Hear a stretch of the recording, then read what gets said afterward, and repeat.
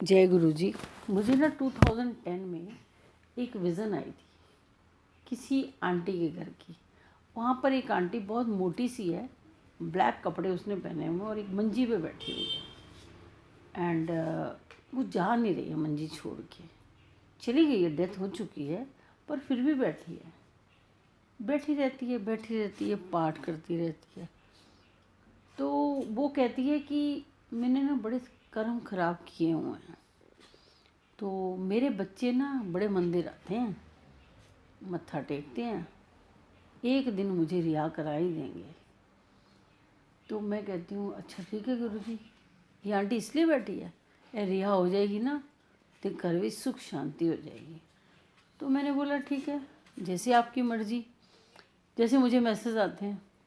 तो मैंने कहा गुरुजी मुझे कैसे पता चलेगा ये किसकी आंटी अंकल की मम्मी है जो बड़े मंदिर आते हैं। मेरी उस दिन सेवा थी समाधि में, समाधि सेवा में गई एंड वहाँ पर एक अंकल सफाई कर रहे थे, तो जैसे सेवा करते हैं, सेवा करते वक्त ना खड़े हुए थे। तो मेरे को गुरुजी कहते हैं पुष्पा आई हेट टीयर्स। तो मैंने कहा मेरा नाम पुष्पा नहीं है। तो कह रहे हैं मेरे को ना डायलॉग बड़ा अच्छा लगता है, अंकल खड़े ने इन्हें सुना दे। तो मैंने बोला ठीक है मैं सुना देती हूँ। गुरुजी बात तो मेरे साथ ऐसे ही करते हैं जी, सीधी सीधी बात है। तो मैंने उनको बोला अंकल गुरुजी कह रहे हैं पुष्पा आई हेट टीयर्स। मैं तो 9 साल की हूँ, जो कह दिया सो कह दिया, जो सुना सो कह दिया, मैंने बोल दिया उनको। गुरुजी कह रहे हैं आई हेट टीयर्स। तो अंकल ना रोने लग गए। मैं कहा अंकल आप रो क्यों रहे हो? तो कहते हैं मुझे ना ये शब्द बहुत ही ज़्यादा वो लगता है, आई हेट टीयर्स, मेरे दिल को छूता है। मेरी बेटी ना छोटी है, अभी 10-11 साल की होगी। मुझे आज भी सोच के रोना आता है कि वो विदा हो जाएगी, मेरा को छोड़ के चली जाएगी। मैं क्या, तभी गुरुजी ने बोला आई हेट टीयर्स। आपको पता है ये जो सेवा कर रहे हो ना, ये आप अपनी बच्ची के लिए ही कर रहे हो। खैर मुझे रीज़न नहीं पता चला। मैंने आंटी को ये मैसेज दे दिया, अंकल को भी दे दिया। मैंने मैसेज दिया कि आप सत्संग करते रहा करो, थोड़ी थोड़ी संगत ला के करते रहा करो। खैर इंसान है, ज़िंदगी में उतराइयाँ चढ़ाइयाँ बहुत सारी आती जाती रहती हैं, कुछ नहीं होता। कल रात को मुझे 2-3 दिन से एक ड्रीम आ रहा था जिसके अंदर मुझे एक लाल चूड़ा दिखता था, 2 वाइट चूड़ियाँ साथ थी, और वो शादी नहीं हो रही है। पिछले 4-5 दिन से देख रही हूँ वो शादी होती ही नहीं है, कुछ ना कुछ प्रॉब्लम हो जाती है। जो दूल्हा आ जाता है तो प्रॉब्लम हो जाती है, या डोली नहीं जाती, कुछ दिखते ही आ जा रही। लड़की वही है लेकिन थोड़ी बड़ी हो गई है, तो चेहरा मुझे थोड़ा पहचान में नहीं आ रहा था। मैं बड़े सालों से मिली नहीं, मुझे मालूम नहीं चला। मैंने गुरुजी से फिर पूछा अब आप मुझे बताओ इसके मम्मी पापा कौन है? पहले भी आपने मुझे एक दिन बताया था ना गुरुजी ने कि ए मम्मी बैठी है मंजी ते जानती नहीं, ये चाहती है कि मेरे बेटा बहू सेवा कर रहे हैं, तो मैं सेवा करते करते एक दिन ये मुझे रिहा कर देंगे। तो अब आप मुझे बताओ इसके मम्मी पापा कौन है? तो गुरुजी कहते हैं आई हेट टीयर्स। मैं कही उनकी बेटी है? बोला हाँ। मैं क्या होया कि? कहते वो सत्संग करते नहीं थे, गली मोहल्ले के आसपास में जितने लोग थे ना, जो नेगेटिव सोल्स थी, वो सोचती थी कि अम्मा बैठी है, चलो इसके साथ बैठ जाते हैं, इनके बेटा बहू तो मंदिर जाते हैं, एक दिन तो ये छुड़ा देंगे इसकी जान, ये रिहा हो जाएगी, इसके साथ लगे आज हम भी रिहा हो जाएंगे। वो करते करते करते करते नेगेटिविटी ने उनके घर में डेरा लगा लिया है। तो मैंने बोला अच्छा डेरा लगा लिया, अब क्या करना पड़ेगा? कहते कुछ नहीं, मदद कर। तो मैंने बोला ठीक है मैं मदद कर देती हूँ, क्या मदद करना है? तो कहते हैं एक यंत्र भेज दे। मैंने कहा हमने तो आपके आज्ञा अनुसार ग्रुप पे डाल दिया था, जया जी ने फेसबुक पे भी डाल दिया था, अगर वो संगत होगी तो उसने पढ़ लिया होगा, रख लिया होगा। कहते हैं अंधे कई तरह के होंगे ने, तेनू पता नहीं।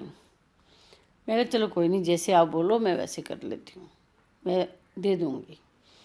मैंने वो मंत्र रात को गुरुजी के आगे रख दिया, वहाँ पर पढ़ा है मैंने सोचा ये यंत्र मंत्र उनके घर भिजवा दूंगी, जैसे भी अगर देरी की हो। तो सुबह सुबह मुझे विज़न आती है कि 4 कैदी आए हैं, कैदी के कपड़े पहने हुए उन्होंने, इतने ऊंचे ऊंचे पजामे हैं जैसे होते हैं, टोपी सी पहनी हुई है, सफ़ेद कपड़े हैं, काली लाइनें हैं, मेरे बेड के पास खड़े हैं। तो मैं कह रही हूँ ये कैदी कौन है? कहते हैं वो उनके साथ ये भी रिहा हो रहे हैं। मैंने बोला अच्छा वो यंत्र रखने से ही? कहते मैंने तुझे भाव से मैसेज दिया, तूने भाव से आगे मैसेज दिया, उसने कहा मुझे यंत्र दे दो, तो यंत्र जा रहा है, तो यंत्र ने जाके क्या करना है, पहले आसपास जितने भी हैं सबको रिहा करना शुरू करूँगा, तो जब तक यंत्र पहुँचेगा तब तक सारे रिहा हो जाएंगे। तो मैंने कहा अरे आपकी भक्ति में तो बड़ी शक्ति है गुरुजी, ये तो बहुत कमाल की बात है, ऐसा है तो उनको खुद आना चाहिए। कहते हैं उतनी समझ नहीं ना किसी को, जब गुरु ने बताया है तो शुक्राना करने आ जा, लगे आज प्रसाद भी ले जा। अब सब कुछ तो मैंने दे दिया, यंत्र भी मैं पहुंचा दूंगा, लेकिन प्रसाद तो रह गया ना। देखो अब कितने दिनों में आते हैं मेरे पास प्रसाद लेने, कब मानते हैं ये बात। तो मैं कहती हूँ हाय राम। कहते इसीलिए तो संगतों को लगा रखा है, पाठ पूजा करो, उनके रास्ते साफ करो, ताकि जहाँ तक उन्हें पहुँचना है वो पहुँचें और मैं अपना फ़र्ज़ अदा करूँ। मेरे पास ब्लेसिंग्स लेने के लिए आना तो पड़ेगा ना, मैं तुम्हारे सारे काम कर दूँगा। उससे कह दे ये जो इतने सालों से मंदिर के अंदर सेवा करता है ना, बड़े मंदिर में जो भी सेवा करता है सिर्फ इसलिए करा रहा हूँ कि तू कहता रहता है मुझे हमेशा गुरुजी आई हेट टीयर्स, तो मैं चाहना मैं तेरी तीदा कर वसा दी हूँ जो बसदा नहीं पिया, नहीं तो सारी ज़िंदगी रोंदा रहेगा। और सारे कहते हैं आज अच्छा बीत जाए, कल की कल देखी जाएगी। तो कहते ने जब कल खराब है अज 4 दिन चंगे देखे की करांगा, 4 दिन दी रोशनी फिर अंधेरी रात। तो मैं अगे दा साफ कर रहा ताकि टुरदे टुरदे कर्म कटांदा जाए, और जो तक अगे पहुँचेगा तो प्रकाश का भंडार मिलेगा। फिर गुरु जी ने मुझे दिखाया कि वाइट कपड़े पहने हुए एंड पीछे से प्रकाश आ रहा है। क्षमता आंटी के घर में वो फ़ोटो है, ऐसे करके गुरु जी खड़े हैं और ऐसे खड़े हैं, ऐसे चौड़े हो के है, पतले से पर वैसे ही। तो प्रकाश पीछे है, तो कह रहे हैं देख जब तक मैं आगे नहीं बढ़ूँगा ये प्रकाश कहीं नहीं जा सकता, ये प्रकाश पड़ेगा ही उसके ऊपर जिसमें मेरी मर्जी होगी।